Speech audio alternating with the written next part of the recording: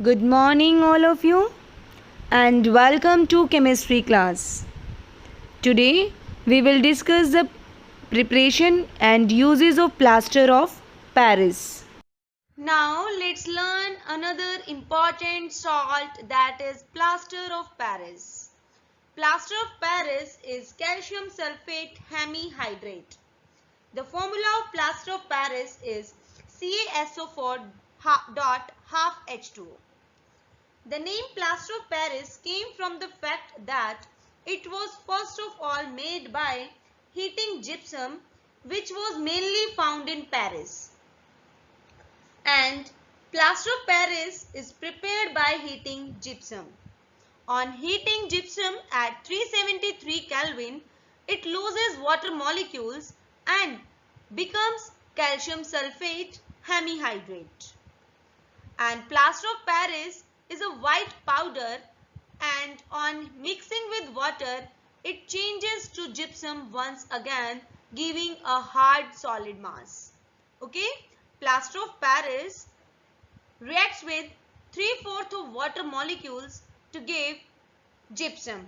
It is written in this form because two formula units of CaSO4 share one molecule of water, and plaster of Paris is used for making toys, materials for decoration, and for making surfaces smooth. And plaster of Paris is used in hospitals for setting fractured bones in the right position to ensure correct healing. It keeps the fractured bones straight.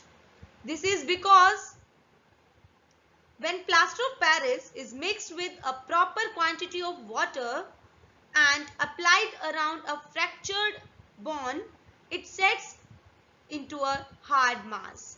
Okay? And there are some salts which contain a few water molecules as an essential part of their crystal structure. The water molecules which form part of the structure of crystal are called water of crystallization.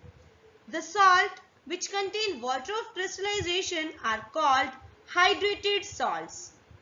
And every hydrated salt has a fixed number of molecules of water of crystallization in its one formula unit. Okay? And students, the water of crystallization gives the crystals of the salts their shape and in some cases imparts color. Now let us discuss the action of heat on hydrated salts. When hydrated salts are heated strongly, they lose their water of crystallization. By losing water of crystallization, the hydrated salts lose their regular shape and color and become colorless powdery substance. The salts which have lost their water of crystallization are called anhydrous salts. Thus, anhydrous salts have no water of crystallization. And when water is added to an anhydrous salt, it becomes hydrated once again and regains its color. And this will become more clear from the example which I am going to discuss here.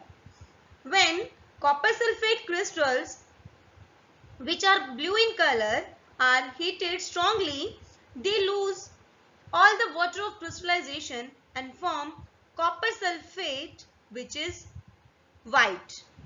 And the dehydration of copper sulfate crystal is reversible process. So when water is added to the anhydrous copper sulfate, it gets hydrated and turns blue due to the formation of hydrated copper sulfate. Okay students, I hope it is clear to all of you. Thank you students and have a nice day.